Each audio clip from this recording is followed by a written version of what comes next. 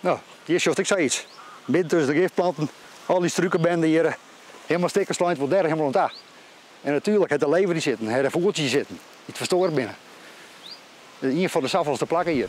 Bij natuurliefhebber Peter Kerkstra voelde moele iepen. Doet er zeg wat het bad wie met het Morrapaard.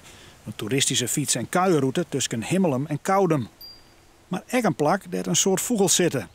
Kerkstra is natuurliefhebber en pleert dit boord om zijn frustratie duidelijk te maken.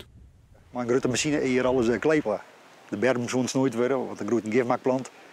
Maar er is rigoureus gebeurd, en zijn raar gebeurd, dat de bjem en struiken en heel veel dingen weer beschadigen.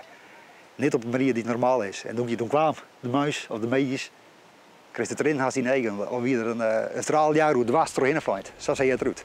Zo vol beschadigen en raar. En ik denk, nou, dat kan niet weer wijzen dat dit normaal is. En dat hij de broedseizoen.